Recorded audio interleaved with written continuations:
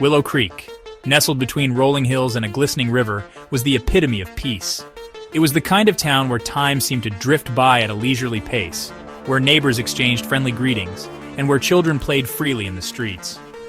Detective Elias Carter, a man accustomed to the grim realities of the city, found himself strangely soothed by the town's idyllic charm. As he stepped out of his car, the only sound that reached his ears was the gentle chirping of birds.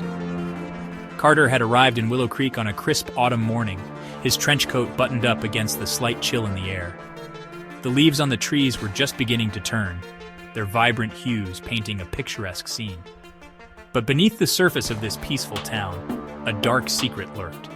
Carter was here to investigate the murder of Margaret Holloway, a respected historian and longtime resident of Willow Creek. Her death had sent shockwaves through the community, shattering the illusion of tranquility that had cloaked the town for generations. The local constable, a young man with a nervous disposition, met Carter at the edge of town. He seemed ill at ease, his eyes darting around as if expecting something to jump out from the shadows. "Detective Carter, I presume?" he asked, his voice barely above a whisper. Carter nodded curtly, his gaze fixed on the quaint houses lining the street. There was something unsettling about the stillness of the town, a sense of secrets hidden beneath the surface of everyday life. "Right this way, sir. The Holloway residence is just on the outskirts of town," the constable said, leading Carter towards a narrow lane. As they walked, Carter couldn't shake off the feeling that he was stepping into a web of intrigue, a place where nothing was quite as it seemed. The air itself seemed heavy with unspoken truths waiting to be unearthed. The late Margaret Holloway was found dead in her study. It was a small, cluttered room crammed with books and papers. The air was thick with the scent of dust and old paper. A single lamp cast long shadows across the room, illuminating the gruesome scene. Margaret lay slumped over her desk, her silver hair matted with blood. A heavy candlestick lay on the floor beside her, its base stained crimson. The murder had sent shockwaves through Willow Creek. Margaret was a beloved figure in the town, known for her sharp wit and her passion for local history. No one could understand why anyone would want to harm her. The constable, visibly shaken, had been the first to arrive at the scene.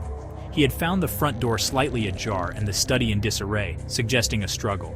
"We haven't had a murder in Willow Creek for as long as anyone can remember," the constable had stammered, his face pale. "Mrs. Holloway. She was such a kind woman. This just doesn't make any sense." Carter surveyed the scene, his eyes missing nothing. The room was in disarray, but not in a way that suggested a random attack. It was as if someone had been searching for something specific. Drawers had been pulled open, their contents spilled onto the floor.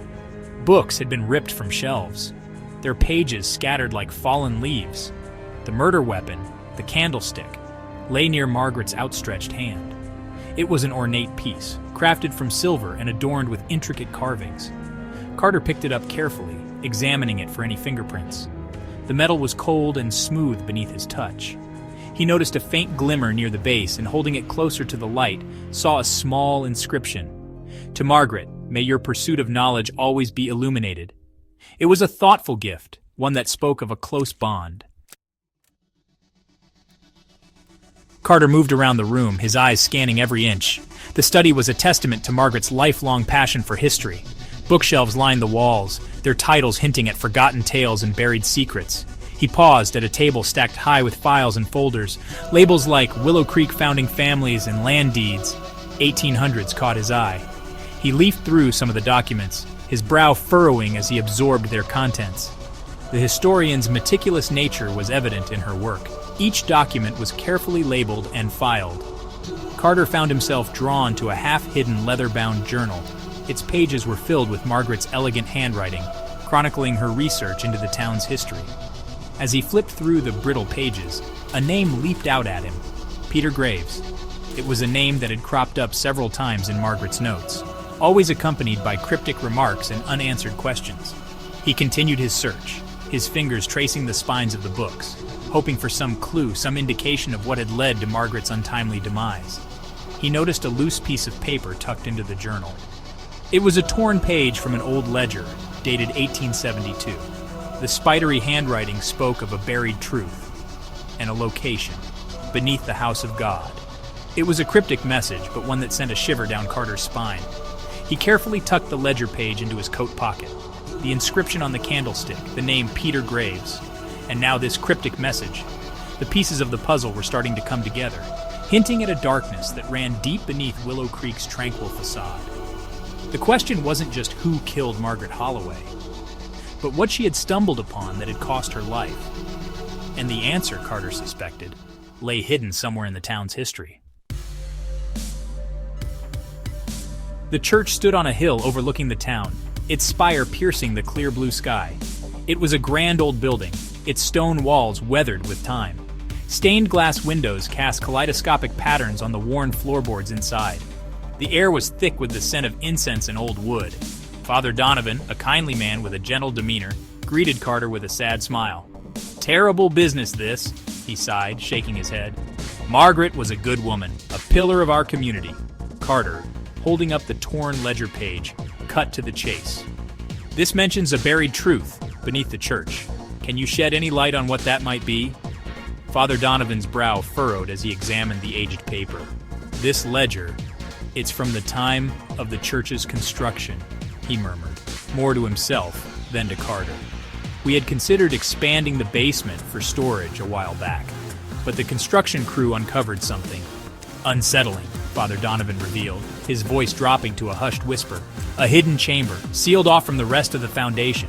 Inside we found human remains." The revelation hung heavy in the air. A cold shiver ran down Carter's spine. "And these remains? Were they ever identified?" he asked, his voice betraying a hint of urgency. Father Donovan shook his head slowly. The town council at the time, led by Mayor Dawson's grandfather, decided to seal the chamber back up. They deemed it best to let sleeping dogs lie.